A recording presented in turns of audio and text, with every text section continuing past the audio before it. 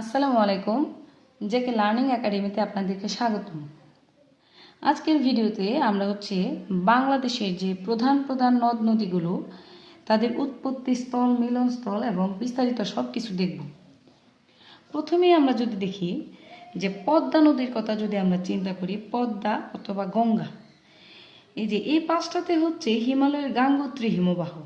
এই যে এই অংশটা কি হিমালয়ের গাঙ্গোত্রী হিমবাহ।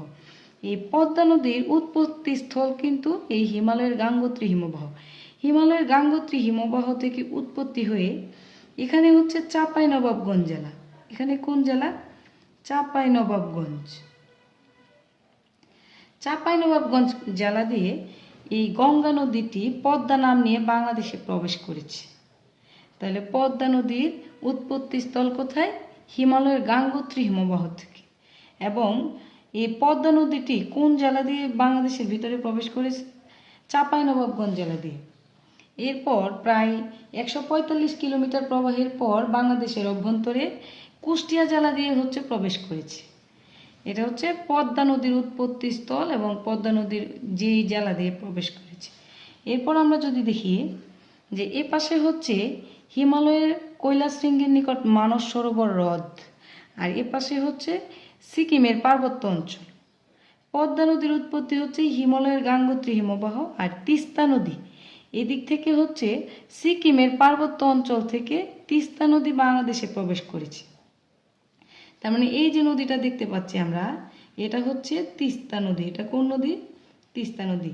আর এই তিস্তা নদীর উৎপত্তি স্থল কোথায়? সিকিমের পার্বত্য অঞ্চল।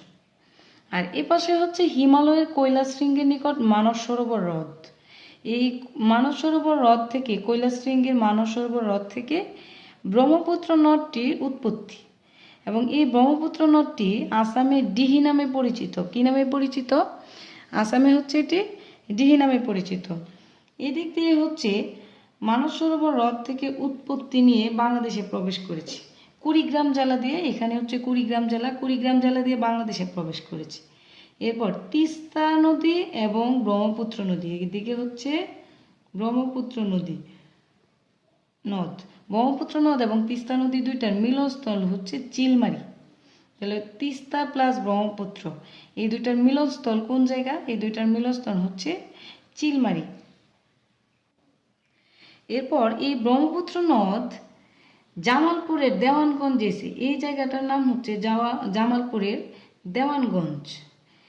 এই জামালপুরের দেওয়ানগঞ্জে এসে এটার নাম ধারণ করছে যমুনা। এটা কি নাম ধারণ করছে? যমুনা। ব্রহ্মপুত্র নদ থেকে দেওয়ানগঞ্জে এসে এটার নাম ধারণ করছে যমুনা। এবং যমুনা নদী পদ্মা নদীর সাথে পরবর্তীতে এখানে গোয়ালন্দ ঘাটে এসে মিলিত হয়েছে। তাহলে পদ্মা প্লাস যমুনা এই দুইটার মিলনস্থল কোথায়? গোয়ালন্দ ঘাট।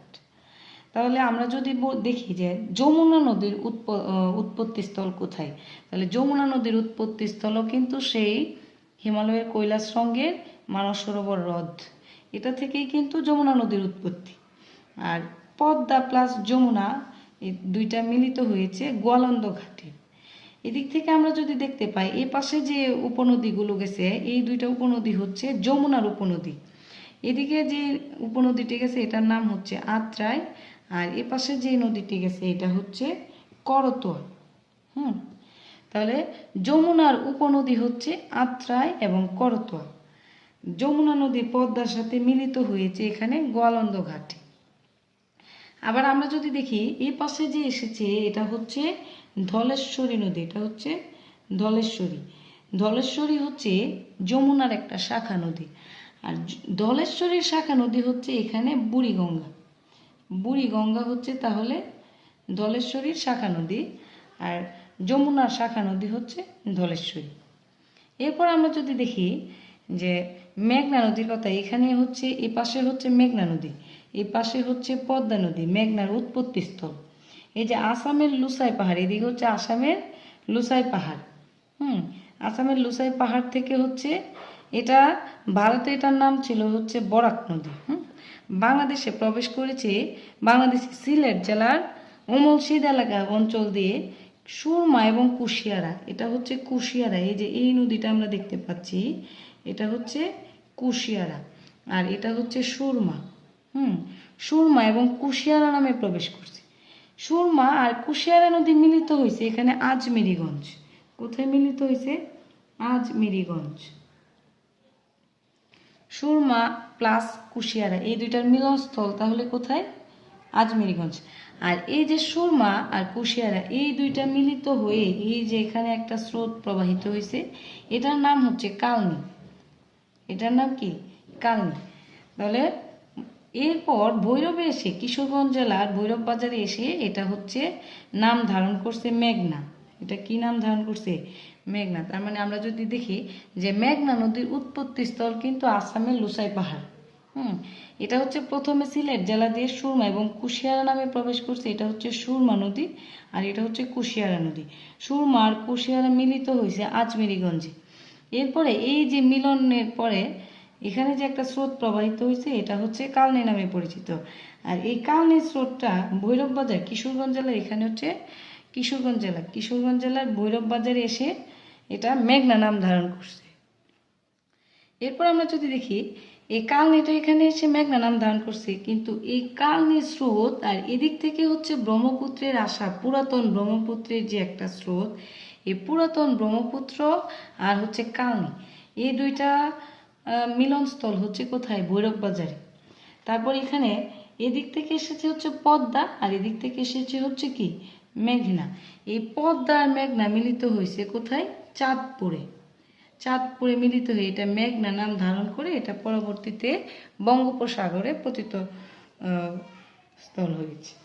এরপর আমরা যদি দেখি যে কর্ণফুলী নদী। কর্ণফুলী নদী হচ্ছে এদিকে হচ্ছে মিজোরামের লুসাই পাহাড়। এই মিজোরামের লুসাই পাহাড় থেকে উৎপত্তি লাভ করেছে হচ্ছে কর্ণফুলী নদী। কর্ণফুলী নদীর উৎপত্তি স্থল কোথায়? মিজোরামের লুসাই পাহাড়। আমরা যদি মিলনস্থলগুলো আবার দেখি যে এদিকে তিস্তা এবং ব্রহ্মপুত্র এই দুইটার মিলনস্থল হচ্ছে চিলমারি। এরপর হচ্ছে এদিকে হচ্ছে যমুনা, এদিকে হচ্ছে পদ্মা। যমুনা এবং পদ্মার যে মিলনস্থল এটা হচ্ছে গোয়ালন্দ ঘাট। এরপর এদিক থেকে আমরা যদি দেখি সুরমা এবং কুশিয়ারা, সুরমা আর কুশিয়ারার মিলনস্থল হচ্ছে আজমেরীগঞ্জ। আর এদিকে হচ্ছে পুরাতন ব্রহ্মপুত্র আর কালনী। এই কালনী আর পুরাতন ব্রহ্মপুত্রের মিলনস্থল হচ্ছে ভৈরব বাজার, কিশোরগঞ্জের ভৈরব বাজার। আর এখান থেকে সে মেঘনা, তারপরে এদিক থেকে হচ্ছে যমুনা, পদ্মা এই সব কিছু হচ্ছে এই চাঁদপুরে এসে মিলিত হয়েছে।